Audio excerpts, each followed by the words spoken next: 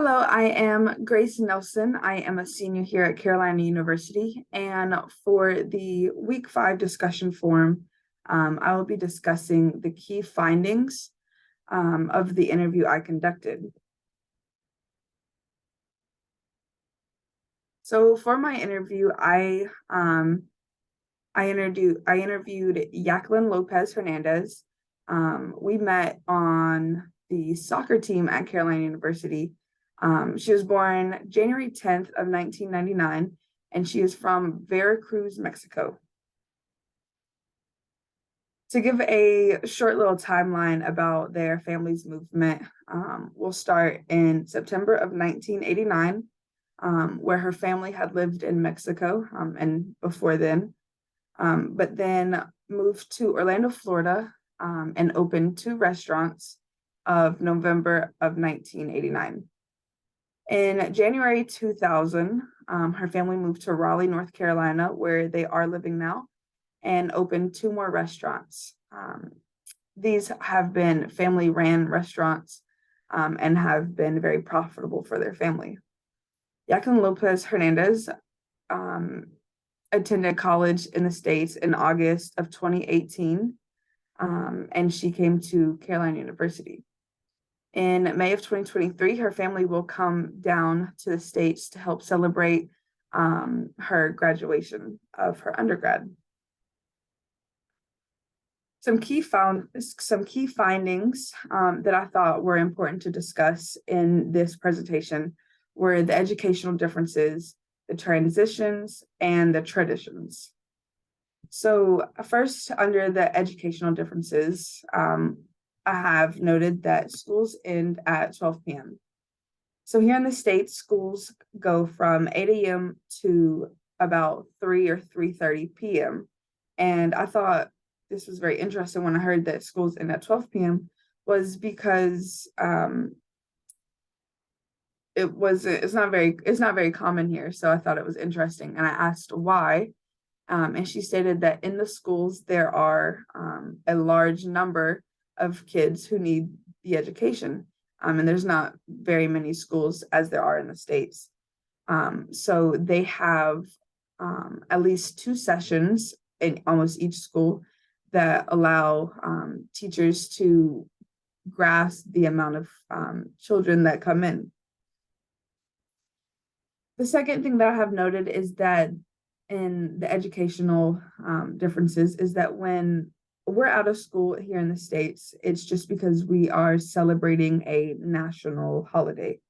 But for them, they also are celebrating a holiday, but it's more community led. So things such as Independence Day, Mother's Day, and the Day of the Dead, they celebrate with parades and school marches.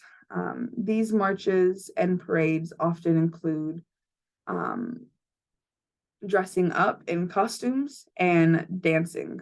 So a lot of the schools will will have marches where they tend to have things that they've practiced, like stepping or things like that.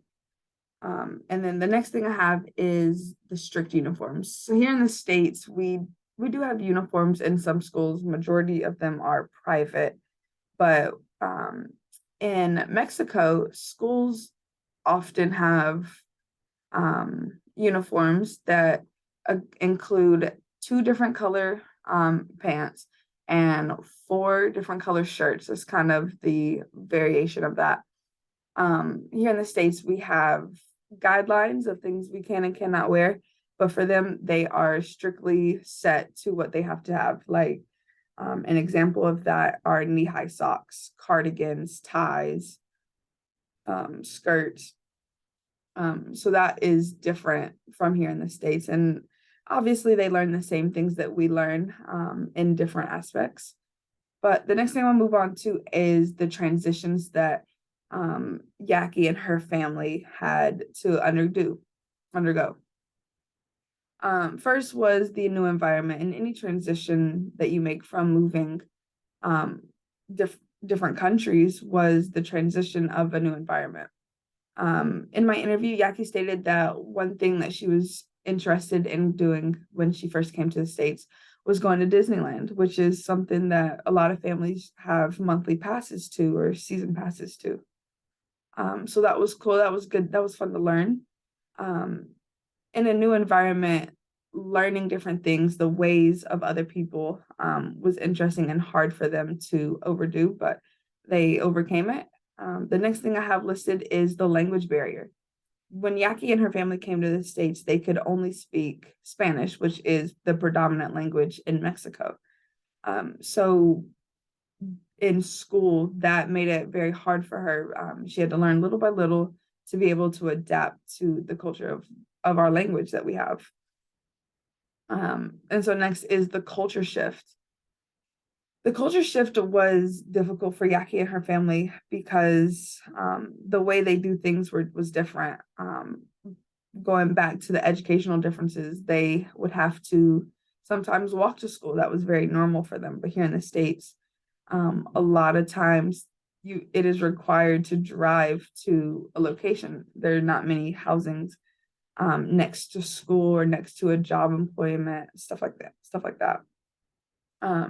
So switching from the culture of Mexico to the United States was challenging for them. And then that's when I get into the traditions. It was hard for them to adjust to the ways that the States does things. They would have out of school days for holidays that they might not have celebrated, and then would have to be in school for things that they might have celebrated back in Mexico. Seeing family in Mexico is a tradition that Yaki and her family has because it's important in Mexico. Family, you can tell that family is very important. So we see that that's a tradition that she has and that her family holds dear. And then they are very strict on attendance. So here in the States, families tend to dwindle down on family holidays because of many excuses. For example, my family, we have some ongoing issues, which now has slimmed the attendance of our family Thanksgiving or family Christmas. But for them, Yaki stated that there is no excuse for them to miss any tradition. And she gave Christmas, for example.